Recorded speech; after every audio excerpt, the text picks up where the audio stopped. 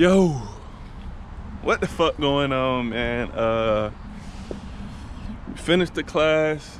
Second day footage today gonna be way better than yesterday. I was wrong. I gave out bad information. There is a test at the end of the class. Like, I guess it's an assessment, whatever you want to call it. It's a little test. So basically, it's gonna be like a U-turn. Stop, how fast you could stop, how fast you could get up to speed, stop, swerve. What else was it? It was something else, but they wouldn't let me record. They was like, yo, GoPro gotta be off for this part. So boom. But everything we did in the video, like the stopping in the circle, the square, stuff like that was all on the test. So you're gonna wanna practice this stuff in low speed, like friction control, and the U-turn. You wanna do the U-turn real close and tight, like. But yeah, man, let me know what y'all think, man. I think I got my settings right, man. We out of here. Peace.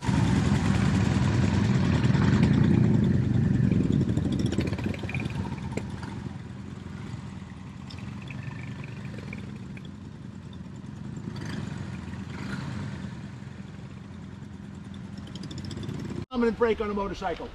Front. Brake. What? How much stopping power does it give us? 70%, if not more. And how do we apply that front brake? Squeeze. There is a word you have heard me use several times yesterday as an adjective. Progressively. Remember that? We squeeze progressively. You don't grab it, you don't jab it, you don't stab it. You squeeze it. So when you apply the brakes on a motorcycle, where does the weight go? Down. On the front wheel. That extra weight bearing down on the front wheel generates more what? Weight. Well, the weight bearing down on the wheel generates more Pressure. You're in the right direction. Friction. As we call it, traction. Yes, so it generates more traction. That extra traction allows more pressure on the brake lever, which in turn puts more weight on the front wheel, which in turn generates more traction. So that's how it works. You squeeze progressively.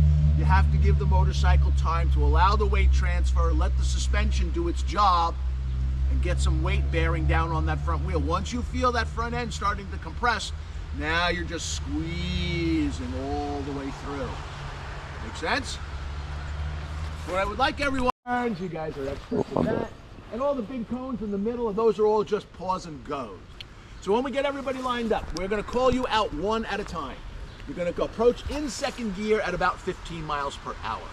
Wait until you pass through that first set of little cones.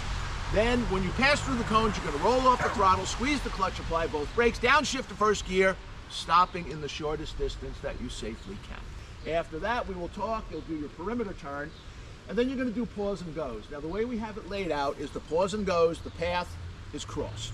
So if you're on this side of the range, you're going to go to the standing up pause and go, and then go to the next standing up pause and go, and that puts you on the line in that corner. If you started out in that corner, after you make the turn, you do the two tipped over pause and goes. That brings you come up, get a handful of grip. We reach the cones, roll off, clutch in, emphasis on the progressive squeeze on that front brake. All right, roll on again. Roll off, brake, emphasis on the progressive squeeze. Go, go.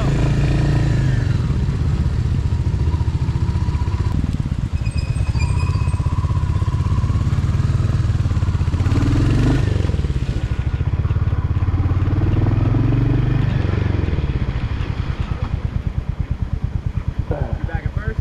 Yeah. Okay, good. So as you get more comfortable, try to shorten that up a little bit. Don't go crazy on me, but just try to get a little shorter. Okay.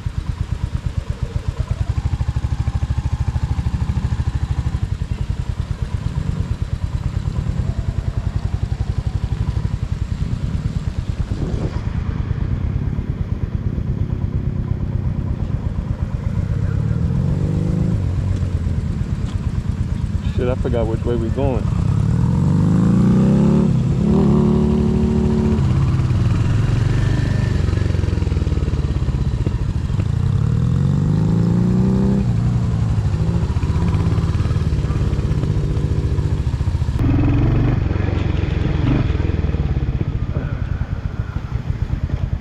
on, you could have stopped at a shorter distance than that.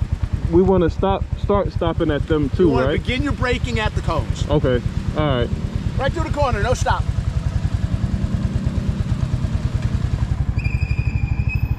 Dude, I'm fucking sucking right now.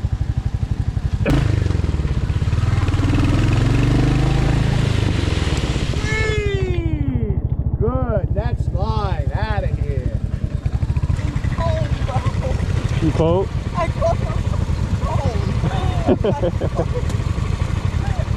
Yo, I like that jacket, man. That jacket hard. Got my name inside of it. Word? To apply them correctly. As long as you let that front tire load up, the more weight we get on that front tire, the more strength we can use to squeeze that lever in before locking that tire, and that's how we get our really good stops. The heavier we get that front tire, the more it can slow us down without locking that wheel. Some of you may have noticed the rear wheel also starts to lock very easily, especially when your stops get a little bit faster. So the better you are with your front brake, the easier it is to be to lock that rear brake. Does that make sense? All right, cool. You guys can take a break. When there is a delay in your braking, does anybody remember from their E-course the 3 components of total stopping distance? Perception distance, Yeah. braking distance, perception distance, reaction distance, braking distance. So what we are going to do is take a look at what happens when there is a delay in your perception and or your reaction time. It's going to be another second before he applies the brakes. Put your cones down. Just don't put them in his path. Nah, he's gonna go further.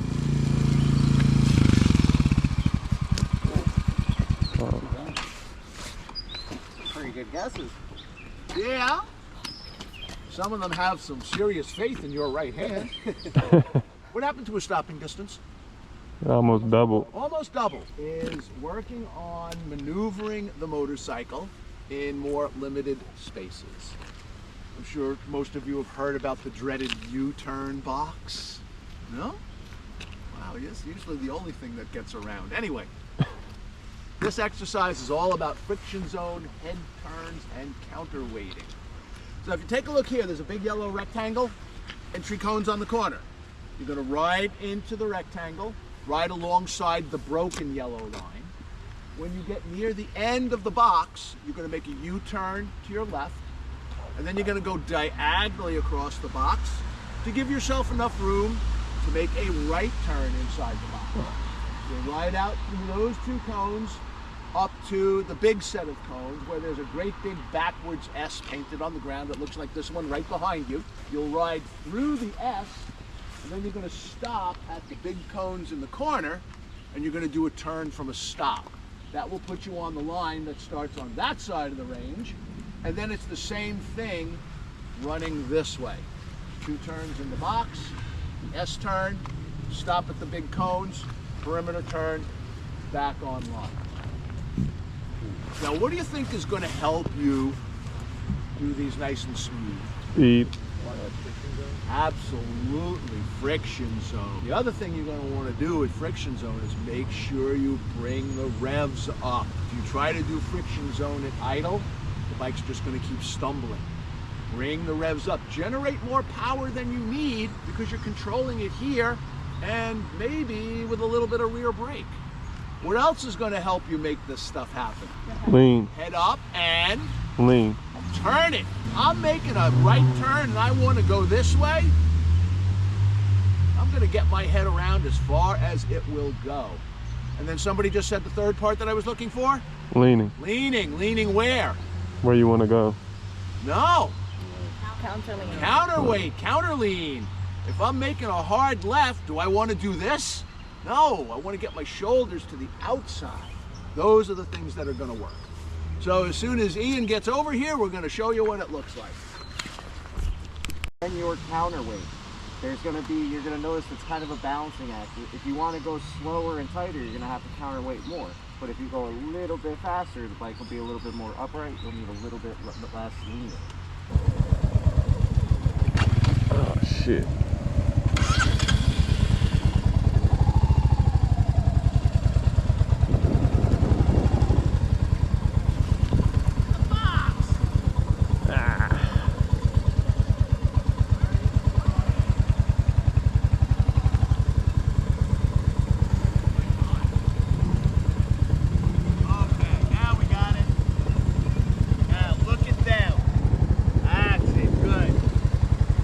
Let's do it.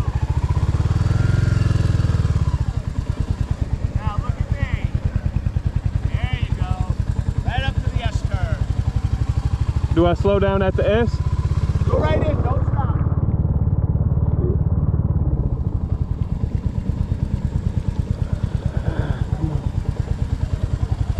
I gotta keep my throttle going, man. I gotta keep my throttle going. Man. Damn.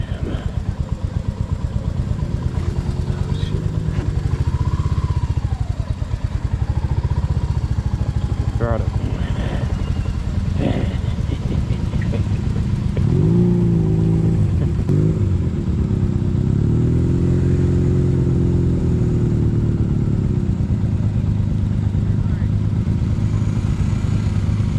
Hold on, Shadow, where you going? Shadow, where you going? Where you going?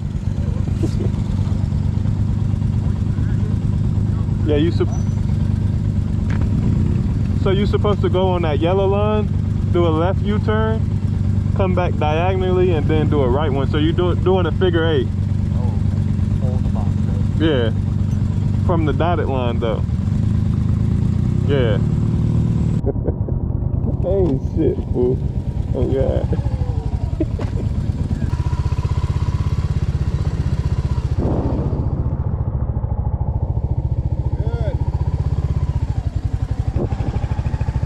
Oh, a little too much. Ah. That's all right. Just a little bit more counterweight on the right. I hate turning to the right though. I ain't gonna lie, that shit is ass.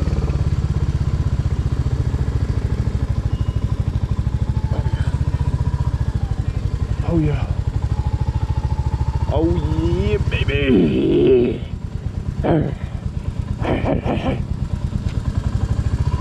Gotta eat that shit up. I'm good.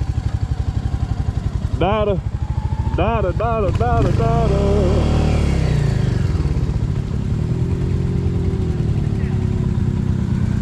Let's do it. Hold on, shit. She finna cause an accident, bitch. Shit, she could hit somebody. Oh shit, hold on, hold the fuck on. Shit, I don't wanna run into nobody. Yee. Oh shit, hold on, my bad. I can't turn to the right though, like it just, I don't know, I love the left turn, like I can left turn all day. Ah, shit, damn, fine. So I can control the speed right here with the brakes on, baby. Yeah.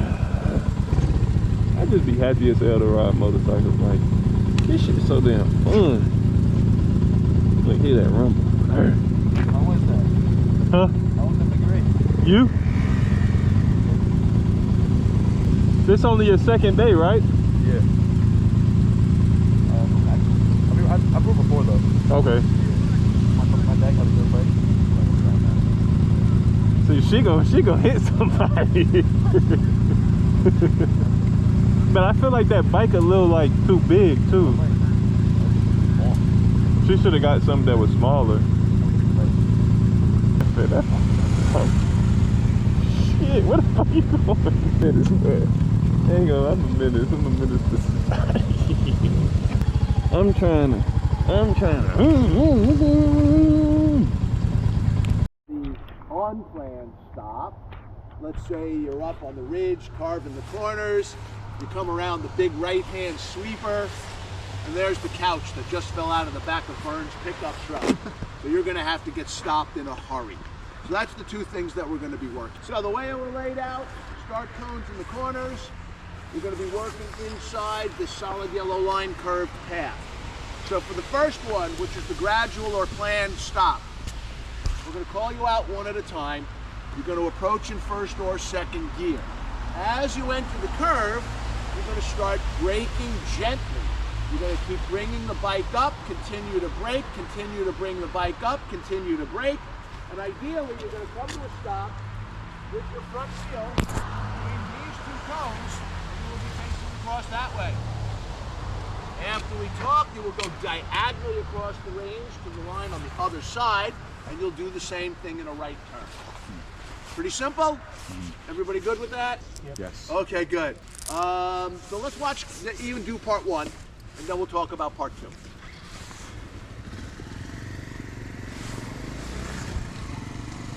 So as he enters the curve, he starts to brake, straight, and brake, straight, and nice, smooth stop.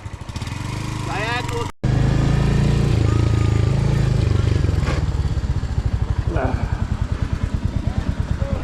Start your brakes a little bit earlier so you can be softer with them. Okay.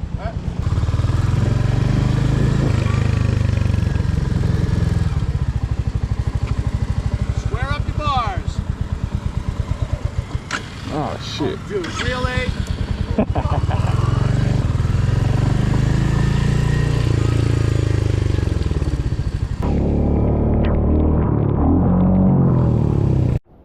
Anybody? Is it weight? You said how does weight shift affect the brakes? Yeah.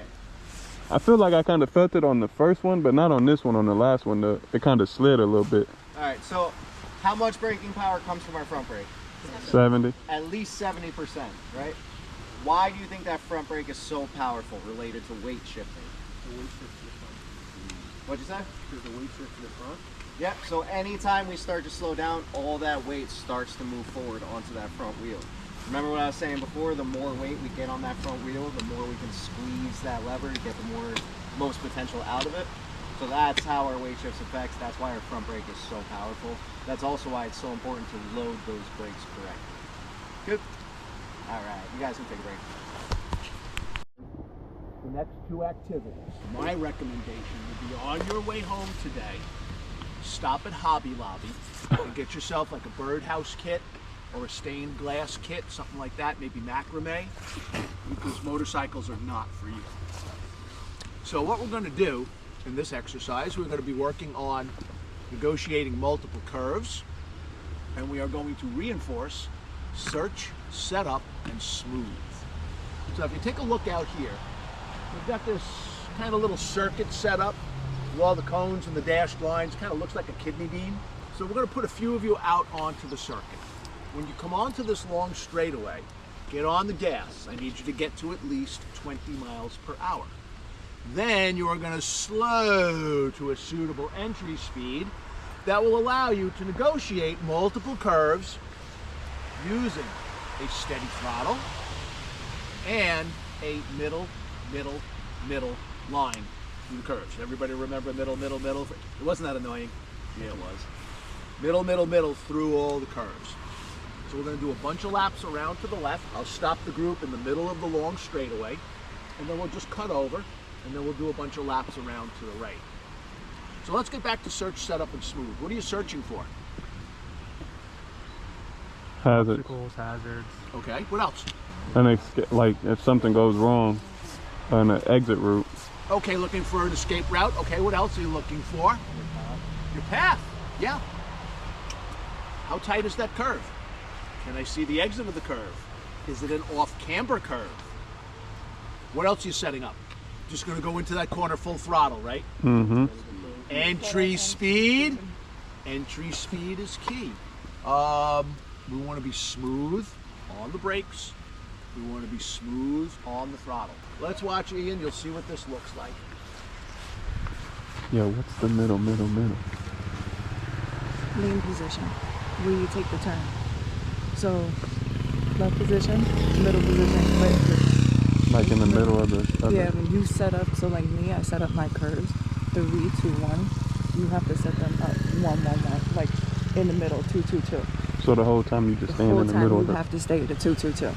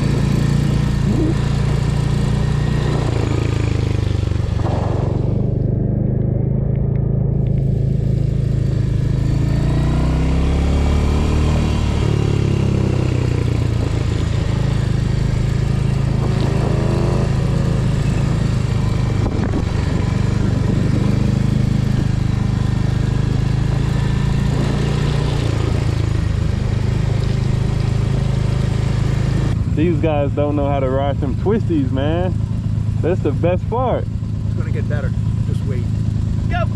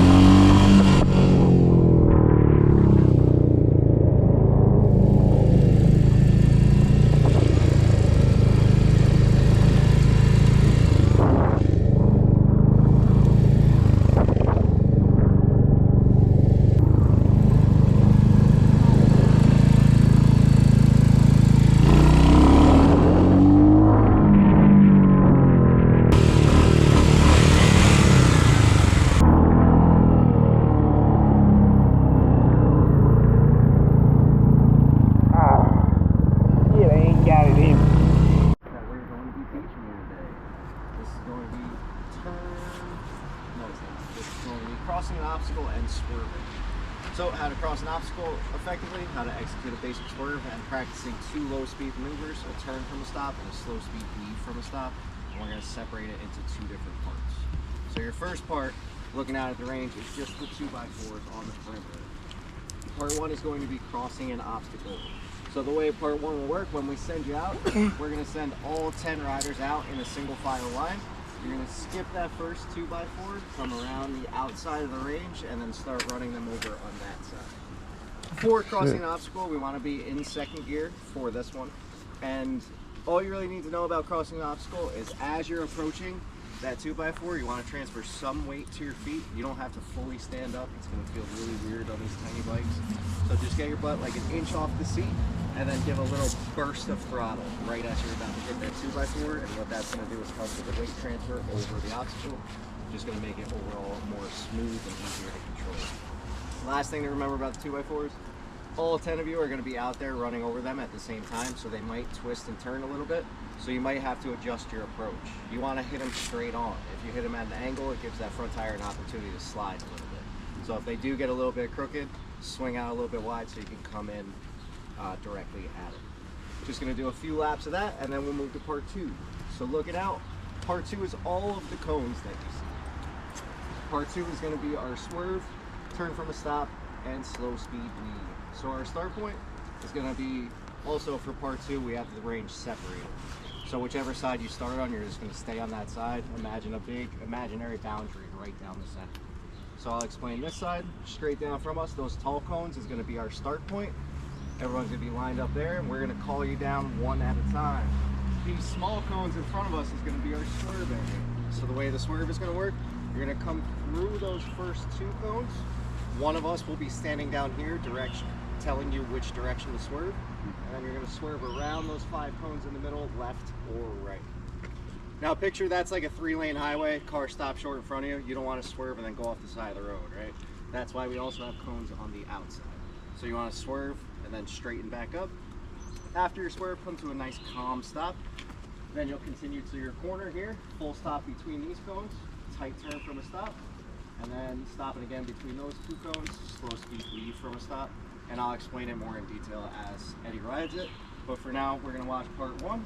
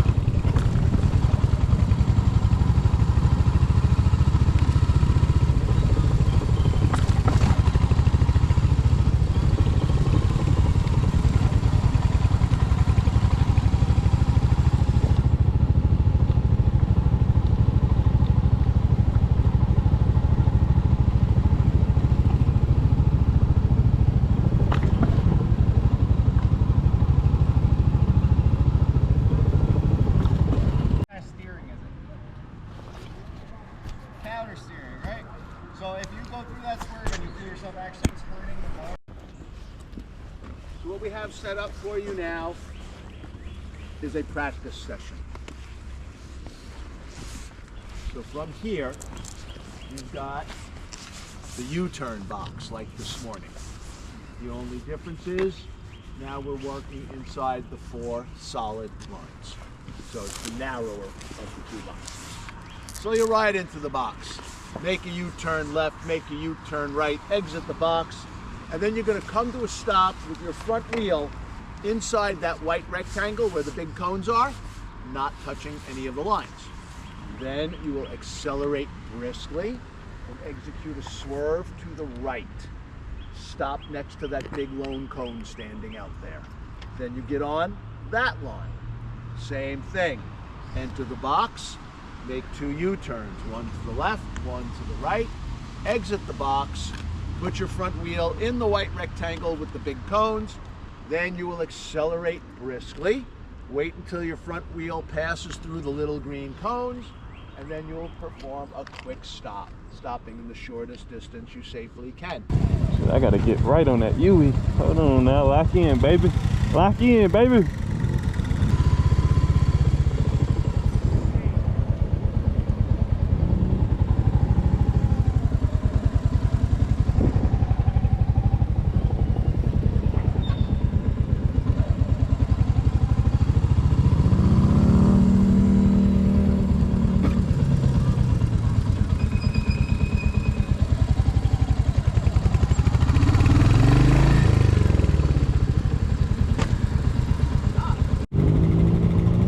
This is for that bread and that butter, baby.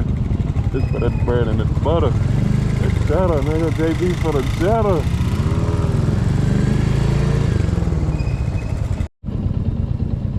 Alright, y'all, we done came to the end of the road. We finna do the big boy test. They say I can't record it, man. Shit, I was trying to look at. I was trying. But yeah, let's go ahead and do it, man. Let's get this done. I'm gonna see y'all after this.